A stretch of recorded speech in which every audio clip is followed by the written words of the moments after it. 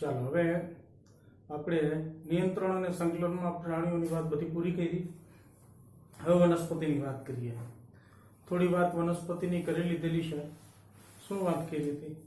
તો કે વનસ્પતિ પણ પર્યાવરણની અંદર કંઈ ફેરફાર થાય બરાબર તો એનાથી એ ઉત્તેજના અનુભવે છે અને પ્રતિક્રિયા દર્શાવે છે બરાબર.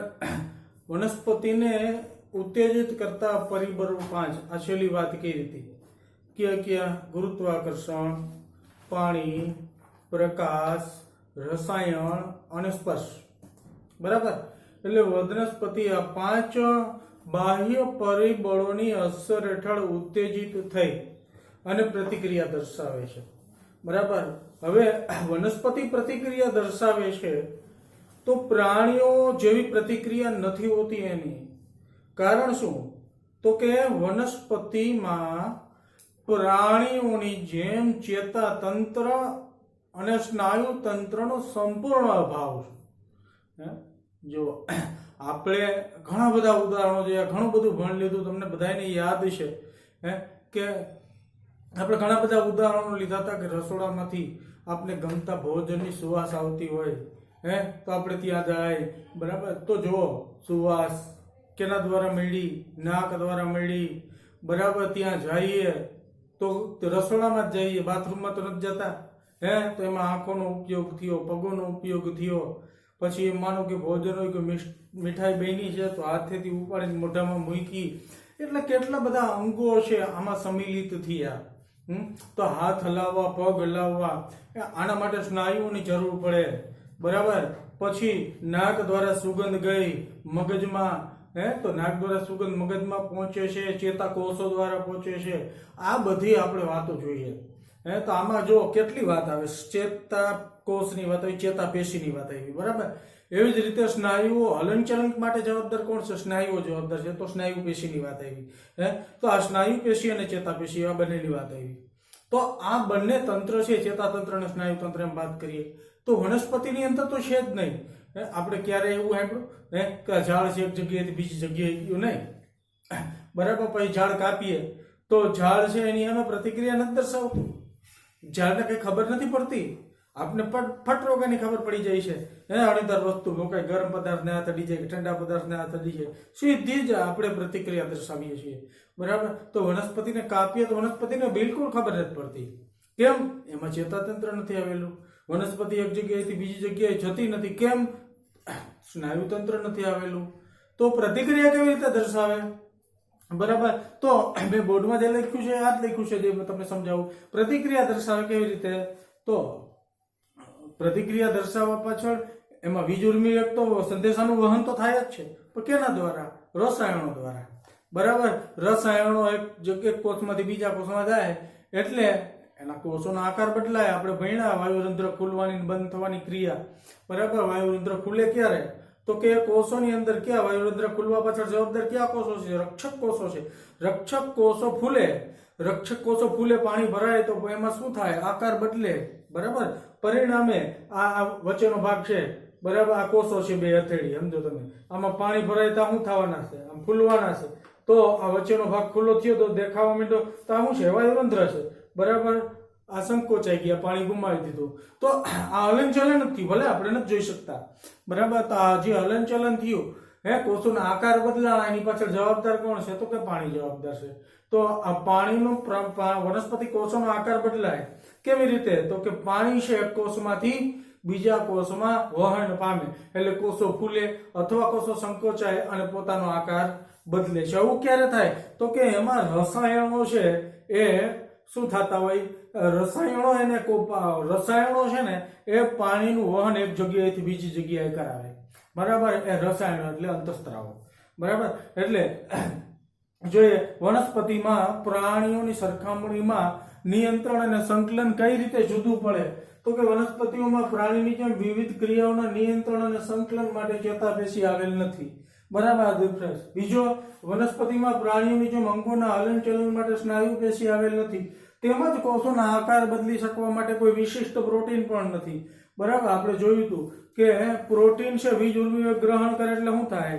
સંકોચાય અને સંકોચન પામે એટલે કોષોય સંકોચન પામે ને આપણે શું કરીએ હલનચલન દર્શાવે આપણું એ અંગ વિશિષ્ટ પ્રોટીન આવેલ નથી વનસ્પતિ કોષો તેમનો આકાર પાણીના પ્રમાણમાં ફેરફાર કરીને બદલે મેં તમને જેમ સમજાવ્યું એમ બરાબર પછી ત્રીજું વનસ્પતિમાં સંદેશાનું વહન વીજ આવેગ અને રસાયણો દ્વારા એક કોષમાંથી બીજા કોષ સુધી થાય છે બરાબર સંદેશાનું વહન છે આપણે જે આયા માનો ગણીદાર વસ્તુ આંગળીમાં ભોકાણી તો આ સંદેશાનું વહન કેના દ્વારા થયું ચેતાકોષો દ્વારા થયું વનસ્પતિમાં ચેતાકોષ નથી તો એમાં દરેક કે દરેક બીજા જે જીવિત કોષ હોય બરાબર આ યાદ રાખજો વનસ્પતિમાં જીવિત કોષો કરતા મૃત કોષોની સંખ્યા વધારે હોય બરાબર એટલે ખાસ અગત્યનું છે જીવિત કોષોની અંદર છે એ વીજ ઉર્મી વેગનું વહન થાય છે બરાબર અને એવી જ રીતે અંતઃસ્ત્રાવો દ્વારા અને વીજ ઉર્મી વેગો દ્વારા વનસ્પતિ કોષો છે લજામણીના છોડની આપણે વાત કરશું તો લજામણીના છોડને સ્પર્શ કરીએ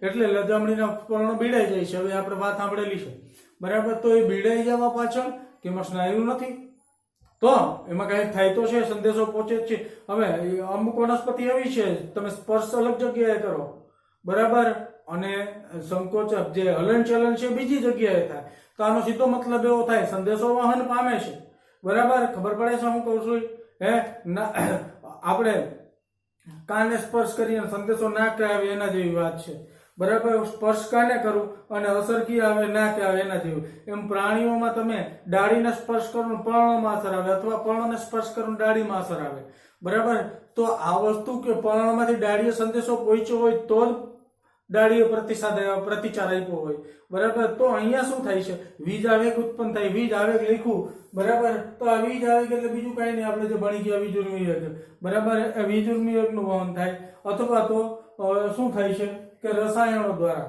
બરાબર રસાયણો વહન પામે લજામણીના પર્ણને સ્પર્શ કરીએ ને એટલે એમાં વીજ ઉર્મી વેગ ઉત્પન્ન થાય આ વીજ ઉર્મી વેગ શું કામ કરે તો કે પાણીનો જે આંતરકોષી અવકાશ હોય એની અંદર આપણે જોશું આંતરકોષી અવકાશ હોય એની અંદર જે પાણી હોય અહીંયાથી પાણી છે બીજી જગ્યાએ વહન પામે પરિણામે જ્યાંથી પાણી ગુમાવે તો એ કોષો છે એ સંકોચન પામે અને એ ડાળી છે એ પર્ણ છે એનો જે આધાર છે એ શું થાય છે એ પાણી ગુમાવે પરિણામે બીડાઈ જાય છે વિસ્તૃત વાત ત્યારે કરશું પણ અહીંયા માત્ર મેં તમને શું સમજાવ્યું કે પાણીના પ્રમાણમાં ફેરફાર કરીને વનસ્પતિ કોષો પોતાનો આકાર બદલે છે બરાબર તો આ પાણીના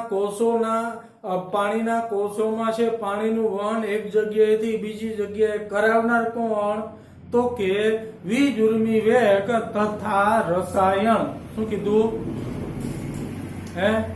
પાણીના જથ્થાનું એક જગ્યાએથી બીજી જગ્યાએ વહન કરાવનાર કોણ તો કે વીજ ઉર્મી વેગ અને રસાયણો રેડી બરાબર હવે વનસ્પતિ છે એ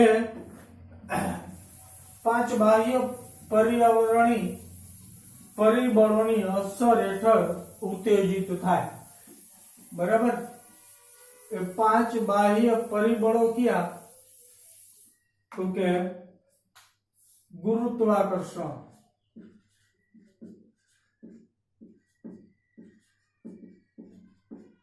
બીજું પાણી ત્રીજું સ્પર્શ પછી રસાયણ અને પ્રકાશ આ પાંચ પરિબળો કેવા કહેવાય બાહ્ય પર્યાવરણીય પરિબળો કહેવાય બાહ્ય પર્યાવરણીય પરિબળો બરાબર આ 5 બાહ્ય પર્યાવરણીય પરિબળોની અસર હેઠળ વનસ્પતિ ઉત્તેજિત થાય અને પ્રતિક્રિયા દર્શાવે હવે પ્રતિક્રિયા કયા સ્વરૂપની હોય તો કે પ્રતિક્રિયા કયા સ્વરૂપની હોય હલનચલન સ્વરૂપની હોય બરાબર મોટે ભાગે પ્રતિક્રિયા સ્વરૂપે શું દર્શાવે છે હલનચલન દર્શાવે છે બરાબર તો હલનચલનની આપણે વાત કરી કેવી રીતે દર્શાવે તો કે પાણીના પ્રમાણમાં ફેરફાર કરીને અથવા તો એમ બોલવાનું પાણી છે એક જગ્યાએથી બીજી જગ્યાએ સ્થાનાંતરણ થાય પાણીનું પરિણામે કોષોનો આકાર બદલાય અને હલનચલન થાય હવે વનસ્પતિમાં હલનચલન છે ને બે પ્રકારના હલનચલન હોય એક વૃદ્ધિ આધારિત હલનચલન હોય વૃદ્ધિ આધારિત હલનચલન બરાબર આ તો તમને ખબર જ છે વૃદ્ધિ આધારિત હલનચલન એટલે શું આપણે આ ચેપ્ટરની શરૂઆતમાં જ આપણે વાત કરી ગયા કે આપણે એક બીજ વાવીએ તો બીજમાં અંકુરણ નીકળે. અંકુરણ કી તરફ નીકળે? બંને તરફ નીકળે. એક જમીન તરફ જાય વૃદ્ધિ પામે એક ભાગ, ને એક ભાગ જમીનથી ઉપર વૃદ્ધિ પામે. બરાબર, જમીનથી ઉપર વૃદ્ધિ પામે અને આપણે પ્રકાંડ કહીએ, જમીનની અંદર વૃદ્ધિ પામે અને મૂળ કહીએ. તો પછી એમાં અંકુરણ નીકળ્યા પછી દિવસે ને દિવસે શું થતું જાય છે? બરાબર, એને અનુકૂળ વાતાવરણ મળે તો શું થતું જાય છે? મૂળના ભાગમાં અંદર જમીનની અંદર વૃદ્ધિ થાય અને પ્રકાંડની અને પર્ણોની બહારના ભાગમાં વૃદ્ધિ થાય. બરાબર, તો આ જે છે હલનચલન એ કોઈ બાહ્ય પરિબળોની ઉત્તેજનાને કારણે નથી, એ વૃદ્ધિ આધારિત હલનચલન છે. બરાબર, પછી બીજું હલનચલન આવે વૃદ્ધિથી મુક્ત હલનચલન. બરાબર, વૃદ્ધિથી મુક્ત હલનચલન. વૃદ્ધિથી મુક્ત હલનચલન એટલે મેં તમને જેમ કીધું એમ લજામણીના પર્ણને સ્પર્શ કરીએ તો પર્ણ છે એ બીડાઈ જાય છે. બરાબર, અને આ જે હલન થયું આને આ પર્ણ બીડાવાની ક્રિયા છે. બરાબર, એટલે કે હલનચલન પર્ણ બીડાય તો હલનચલન વગર શક્ય જ નથી. તો આ જે હલનચલન થયું એને વૃદ્ધિ સાથે કોઈ નિસ્બત નથી. જે પેલું ઉદાહરણ આપ્યું એ બીજને જમીનમાં વાવવામાં આવે તો બીજમાંથી અંકુરણ નીકળે છે. એક ભાગ છે ઉપર તરફ અને એક ભાગ જમીન તરફ, અને દિવસે ને દિવસે એ ઉપરનો ભાગ એ મોટો થતો જાય, જમીનનો અંદરનો ભાગ પણ મોટો થતો જાય. તો આ હલનચલન છે એ વૃદ્ધિ આધારિત હલનચલન છે. બરાબર, બીજું વૃદ્ધિથી મુક્ત એટલે પ્રશ્ન પૂછી શકે સામાન્ય. બરાબર, એક વાક્યમાં કે વનસ્પતિમાં હલનચલનના પ્રકાર જણાવો. તો એક વૃદ્ધિ આધારિત હલનચલન ને બીજું વૃદ્ધિથી મુક્ત હલનચલન. વૃદ્ધિથી મુક્ત હલનચલનનું ઉદાહરણ શું? કે વનસ્પતિના સ્પર્શતા.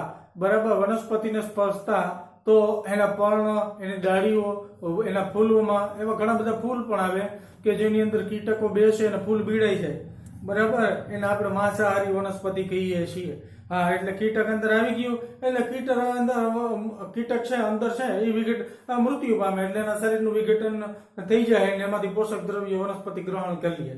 બરાબર, એટલે આ ક્રિયા લજામણીના પર્ણનું આપણે ઉદાહરણ લઈ તો એ લજામણીના પર્ણને સ્પર્શ કરીએ તો પર્ણ બીડાઈ ગયા. બરાબર, એટલે આ જે હલનચલન છે વૃદ્ધિથી મુક્ત હલનચલન થયું. બરાબર, પછી આ 5 બાહ્ય પરિબળ છે એની આપણે વાત કરીએ. 5 બાહ્ય પરિબળની. ગુરુત્વાકર્ષણને કારણે, બરાબર, ગુરુત્વાકર્ષણને કારણે વનસ્પતિ છે એ તમને પ્રશ્ન થાય એનાથી ઉત્તેજિત થાય. હા, ગુરુત્વાકર્ષણને કારણે વનસ્પતિમાં જે આવર્તન થાય, આવર્તન શબ્દ આવશે. આવર્તન એટલે બીજું કઈ નહીં, આવર્તન. બરાબર, એટલે હલનચલન. બરાબર, હલનચલન. સમજ પડી ગઈ? ગુરુત્વાકર્ષણને કારણે વનસ્પતિ છે એ ઉત્તેજિત થઈ અને હલનચલન દર્શાવે છે. બરાબર, આવા હલનચલનને શું કહેવાય? ભૂ આવર્તન. ભૂ એટલે પાણીને સમજો, ભૂ આવર્તન. બરાબર, હા, નાના હતા ત્યારે ભૂ એટલે પાણી કહેતા કે ભૂ પીવું. બરાબર, હા, તો હવે ભૂ એટલે પાણી નહીં. બરાબર, એવી જ રીતે પાણીને કારણે પણ વનસ્પતિ ઉત્તેજિત થઈ અને હલનચલન દર્શાવે. પાણીને કારણે વનસ્પતિમાં થતા હલનચલનને જલાનુવર્તન કહેવાય. જલાનુવર્તન. બરાબર, જલ એટલે પાણી એમ સમજવાનો છે. બરાબર, પછી સ્પર્શને કારણે વનસ્પતિ ઉત્તેજના અનુભવે અને સ્પર્શને કારણે વનસ્પતિ ઉત્તેજના અનુભવે અને પ્રતિક્રિયા દર્શાવે. તો આની આ જે વનસ્પતિની આ જે પ્રતિક્રિયા છે એને કહેવાય સ્પર્શાનુવર્તન. બરાબર, સ્પર્શાનુવર્તન. બરાબર, એવી જ રીતે રસાયણોને કારણે ઉત્તેજિત થઈ અને વનસ્પતિ પ્રતિક્રિયા દર્શાવે અને હલનચલન. પ્રતિક્રિયા કયા સ્વરૂપની હોય? તો કે હલનચલન સ્વરૂપની જ હોય. તો એ હલનચલન ને એ પ્રતિક્રિયાને શું કહેવાય? રસાયણોનું ચલન અથવા રસાયણોનું વર્તન. બરાબર, એવી જ રીતે વનસ્પતિ છે એ પ્રકાશને કારણે ઉત્તેજના અનુભવી અને પ્રતિક્રિયા દર્શાવે. કયા સ્વરૂપની? તો કે હલનચલન સ્વરૂપની. તો એ હલનચલનને એ પ્રતિક્રિયાને શું કહેવાય? પ્રકાશાનુવર્તન. બરાબર, સમજાઈ ગયો? બરાબર, આવર્તન એટલે બીજું કઈ નહીં, શું? હલનચલન. વનસ્પતિને ઉત્તેજિત કરતા પરિબળો કેટલા? તો કે 5. ક્યાં ક્યાં? ગુરુત્વાકર્ષણ, પાણી, ભલે આડાવડા થઈ કઈ વાંધો નહીં, ગુરુત્વાકર્ષણ, પાણી, સ્પર્શ, રસાયણ અને પ્રકાશ, આ પાંચે બાહ્ય પર્યાવરણીય પરિબળો કહેવાય. આની અસર હેઠળ વનસ્પતિ ઉત્તેજન અનુભવે અને ઉત્તેજના અનુભવે એટલે શું આપે? પ્રતિક્રિયા આપે. અને પ્રતિક્રિયા કયા સ્વરૂપની હોય? તો કે આવર્તન સ્વરૂપની, હલનચલન સ્વરૂપની હોય. બરાબર. ગુરુત્વાકર્ષણને કારણે વનસ્પતિ ઉત્તેજિત થઈ અને પ્રતિક્રિયા દર્શાવશે હલનચલન સ્વરૂપે. તો એ હલનચલનને, એ પ્રતિક્રિયાને શું કહેવામાં આવે? ભૂઆવર્તન. એવી રીતે પાણીને કારણેની પ્રતિક્રિયા જલાનુવર્તન, સ્પર્શને કારણે સ્પર્શાનુવર્તન, રસાયણને કારણે રસાયણોનું વર્તન, અથવા ચલન પણ શબ્દ વાપરેલો છે, રસાયણોનું ચલન, પ્રકાશનું વર્તન, પ્રકાશને કારણે. બરાબર. રેડી? એટલી વાત. હવે તમને એક પ્રશ્ન થાય. બરાબર. ટેક્સ્ટ બુકની અંદર એક ઉદાહરણ આપેલું છે. બરાબર. એક પ્રવૃત્તિ આપેલી છે કે એક ફ્લાસ્ક લેવાનો. બરાબર. એ ફ્લાસ્કને પાણીથી ભરવાનો. આપને ખ્યાલ છે ફ્લાસ્ક એટલે શું? બરાબર. આ રીતનો કાચનો ફ્લાસ્ક. બરાબર. પાણી ભરવાનું આમાં. પછી આ ઉપરના ભાગમાં, અહીંયા જે ઉપરનો ભાગ હોય ને, અહીંયા જાળી રાખવાની છે. બરાબર. હા, મને બહુ ડ્રોઈંગ આવડતું નથી, તમને ખ્યાલ છે. અહીંયા જાળી રાખવાની છે. બરાબર. એ જાળી આ પાણીથી ભરવાનું. પછી એક નાનો કુમળો છોડ લઈ, નાનકડો, એના મૂળ છે, એનો ઉપરનો પ્રકાંડનો પર્ણનો ભાગ ઉપર રહે અને મૂળ છે ને આ જાળીના વચ્ચે જે ખાલી જગ્યા હોય એમાંથી પાણીને સ્પર્શે એવી રીતે જવા દેવાના છે. બરાબર. પછી આની ફરતે આવું પૂંઠાવાળું ખોખું લેવાનું, આ ભાગ ખુલ્લો હોય એવું, એની અંદર આ મૂકી દેવાનું. પછી આને મૂકવાની છે બારી પાસે, આ બારી પાસે મૂકવાની. બરાબર ને? આ ભાગ કેવો હોય છે? આ જે વનસ્પતિનો જે પ્રકાંડ છે, બરાબર, એ ઉપરનો ભાગ.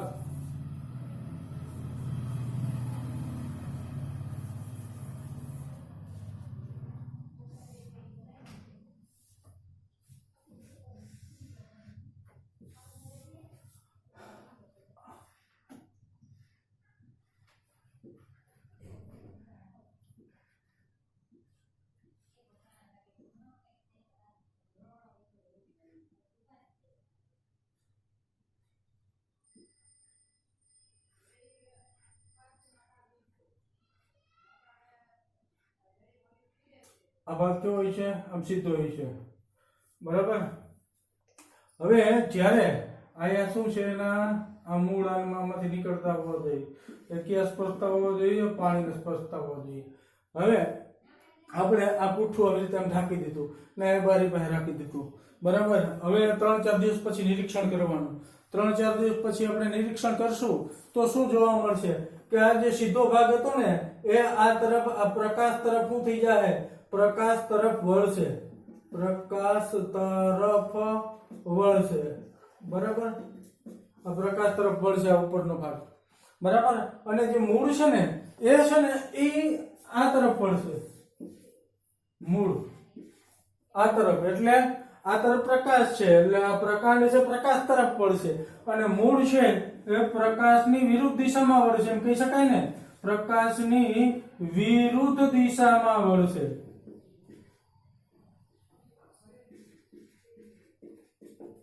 સમજણ પડી?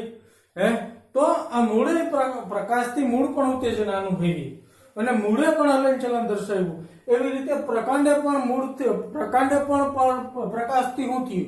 ઉત્તેજિત થઈ અને એને પણ શું દર્શાવ્યું? એને પણ પ્રતિક્રિયા દર્શાવી મૂળે. હવે પ્રતિક્રિયા દર્શાવે ક્યાં સ્વરૂપે? હલનચલન સ્વરૂપે. પેલા જોવો કઈ રીતે છે? સીધા છે પ્રકાંડ અને મૂળ. 4 દિવસ પછી જોશું તો પ્રકાંડ પ્રકાશ તરફ વળતું જોવા મળશે, જ્યારે મૂળ છે ને પ્રકાશની વિરુદ્ધ દિશામાં, એટલે આ ફ્લાસ્કની આ દિવાલ છે ને એ તરફ મૂળ આમ સીધા હતા પહેલા, તો મૂળ છે એ કઈ તરફ જાય? આ ફ્લાસ્કની આ દિવાલ તરફ આવશે. તો એનો મતલબ શું થયો? આ પ્રકાશ તરફ પડ્યું, આ પ્રકાશથી દૂર ગયું. તો જો અહીંયા દિશા મહત્વની એવી. બરાબર? ખબર પડી? તો આ જે આવર્તન છે બરાબર. એમાં એ આવર્તન છે એમાં દિશા મહત્વની એવી. બરાબર. તો આના માટે બે શબ્દ છે, ધન આવર્તન અને ઋણ આવર્તન. બરાબર. ધન આવર્તન જો અસર કરતા પરિબળની દિશામાં જો આવર્તન હોય તો એ ધન આવર્તન કહેવાય, અને અસર કરતા પરિબળની વિરુદ્ધ દિશામાં આવર્તન હોય તો એને ઋણ આવર્તન કહેવાય. ખબર પડી? જો પેલા તો પ્રકાશને કારણે થતા આવર્તનને શું કીધું આપણે? પ્રકાશાનુવર્તન કીધું. બરાબર. અને હવે મૂળે પ્રકાશાનુવર્તન દર્શાવ્યું, પ્રકાંડે પ્રકાશાનુવર્તન દર્શાવ્યું. પણ જો પ્રકાશને કારણે પ્રકાંડમાં ધન આવર્તન થાય એમ કહેવાય, અને મૂળમાં પ્રકાશને કારણે ઋણ આવર્તન થાય એમ કહેવાય. બરાબર. એટલે આ આવર્તન દિશાને સંલગ્ન છે. બરાબર. એટલે આ આવર્તનના પ્રકાર નેસ્ટિઝમ અને બીજું ટ્રોપિઝમ. બરાબર. નેસ્ટિઝમ અને ટ્રોપિઝમ, જેમાં દિશા મહત્વની હોય એ એટલે આવર્તન બે પ્રકારના હોય, એક નેસ્ટિઝમ અને બીજું ટ્રોપિઝમ. ટ્રોપિઝમમાં શું હોય તો કે એમાં દિશા મહત્વની હોય, જ્યારે નેસ્ટિઝમમાં અસર કરતા પરિબળની હાજરી કે માત્રા જ મહત્વની હોય. બરાબર. એ હવે જોઈએ. બરાબર. થોડુંક આપણા કોર્સમાં નથી પણ થોડીક વાત કરું. હવે મેં આ ખાલી થોડીક વધારાની માહિતી આપું છું કે આ વનસ્પતિના આવર્તનને છે ને આપણે બે ભાગમાં વર્ગીકૃત કરી શકીએ, એક ટ્રોપિઝમ ને બીજું નેસ્ટિઝમ. બરાબર. હવે ટ્રોપિઝમની વાત કરીએ. ટ્રોપિઝમમાં શું હોય તો કે વનસ્પતિમાં પ્રેરાતું હલનચલન બાહ્ય પરિબળોની હાજરી ની દિશાને સંલગ્ન હોય. શું બોલ્યો? વનસ્પતિમાં પ્રેરાતું હલનચલન બાહ્ય પરિબળોની હાજરી અને તેની દિશાને સંલગ્ન હોય તો એવા હલનચલનને ટ્રોપિઝમ કહેવાય. બરાબર. નેસ્ટિઝમ એટલે શું તો કે એમાં કોઈ દિશા મહત્વની નથી, માત્ર અસર કરતા પરિબળો તો પાંચ જ બેયમાં: ગુરુત્વાકર્ષણ, પ્રકાશ, પાણી, સ્પર્શ અને રસાયણ બંનેમાં. બરાબર. તો હવે આ ટ્રોપિઝમની અંદર અસર કરતા પરિબળો પાંચ છે, નેસ્ટિઝમમાં પરિબળો પાંચ છે. નેસ્ટિઝમમાં દિશા કોઈ મહત્વની નથી. નેસ્ટિઝમમાં એ પાંચ બાહ્ય પરિબળોની હાજરી અથવા તીવ્રતા મહત્વની છે. બરાબર. શું કીધું કે જે આપણે જોયું હતું કે પ્રકાશને કારણે વનસ્પતિમાં થતા હલનચલનને પ્રકાશાનુવર્તન કહે છે. બરાબર છે. પણ અહીંયા પ્રકાંડનું પ્રકાશાનુવર્તન અને મૂળનું પ્રકાશાનુવર્તન કઈ રીતે છે જુઓ. એને બે આવર્તન દર્શાવ્યું છે, પણ કેવી રીતે? પ્રકાંડે પ્રકાશની દિશામાં, જ્યારે મૂળે પ્રકાશની વિરુદ્ધ દિશામાં. પ્રકાશ કી તરફ હોય? ઉપર તરફ હોય. મૂળની વૃદ્ધિ પ્રકાશને કારણે વનસ્પતિ ઉત્તેજિત થાય. પ્રકાશ ના હોય તો વનસ્પતિની વૃદ્ધિ જ ના થાય. પ્રકાશને કારણે વનસ્પતિની વૃદ્ધિ થાય. બરાબર. પ્રકાંડની વૃદ્ધિ થાય, મૂળની વૃદ્ધિ થાય, બધા ભાગોની વૃદ્ધિ થાય. તો પ્રકાંડની વૃદ્ધિ કી તરફ છે? પ્રકાશ ઉપર છે તો પ્રકાંડ ઉપર તરફ વૃદ્ધિ પામે. એટલે એ અસર કરતા પરિબળની દિશામાં થયું આવર્તન.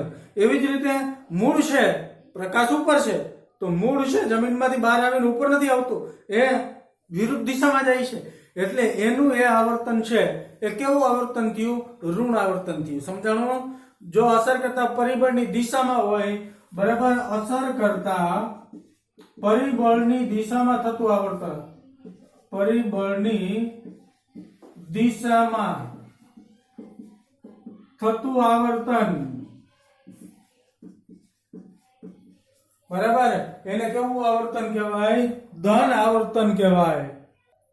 અસર કરતા પરિબળની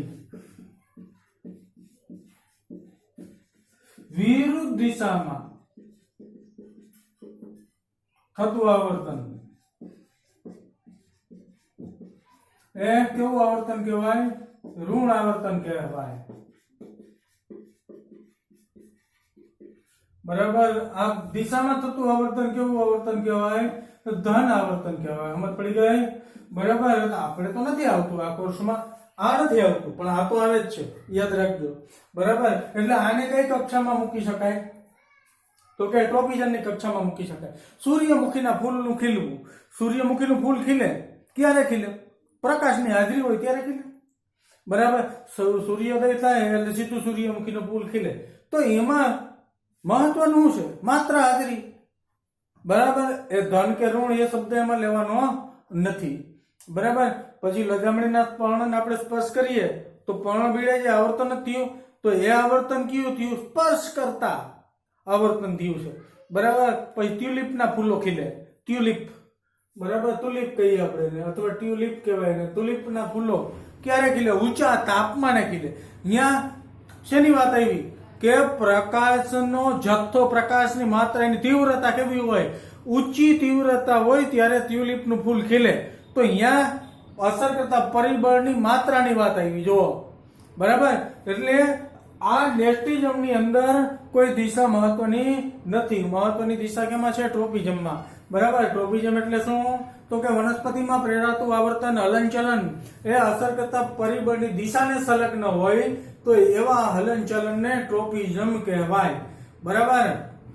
ઉદાહરણ તરીકે વનસ્પતિ પાણીને કારણે આવર્તન દર્શાવે, બરાબર.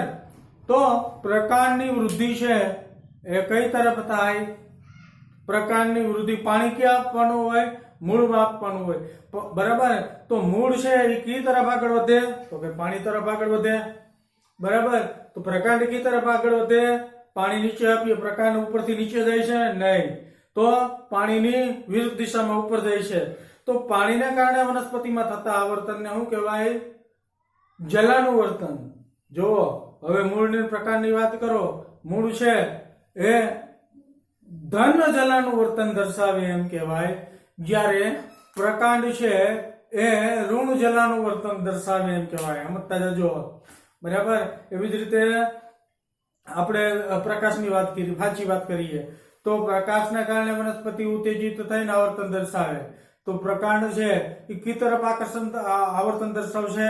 તો કે અસર કરતા પરિબળ કોણ? સૂર્ય.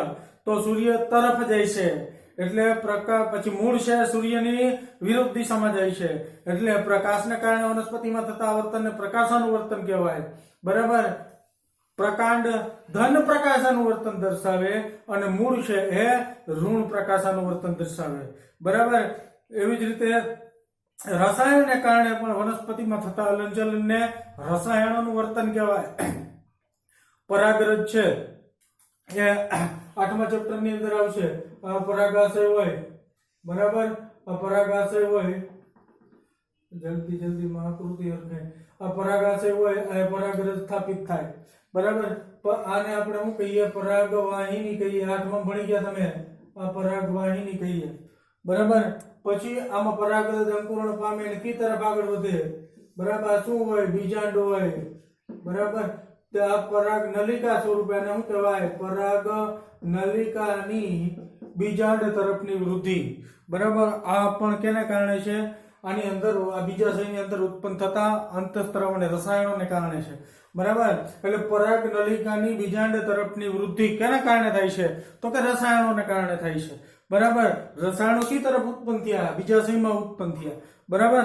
એટલે રસાયણોને કારણે વનસ્પતિમાં થતા હલનચલનને રસાયણોનું વર્તન કહે છે. દાખલા તરીકે ફલનની ક્રિયામાં પરાગ નલિકાની પરાગવાહિનીમાં અંડક તરફની વૃદ્ધિ, આ પરાગવાહિની કહેવાય. એવો તો ફૂલનો ભાગ છે, પણ હવે પરાગરજ છે ને, પરાગાશય અને પરાગાશય કહેવાય, બરાબર. આના પછીના ચેપ્ટરમાં આવશે. પરાગાશય ઉપર પરાગરજ છે સ્થાપિત થાય, અંકુરણ પામે. અંકુરણ પામે એટલે કયા સ્વરૂપે અંકુરણ પામે? પરાગ નલિકા સ્વરૂપે. એટલે કે પરાગ નલિકાની અંડક તરફની, બીજાંડ કે અંડક બે એક જ, અંડક તરફની વૃદ્ધિ, બરાબર.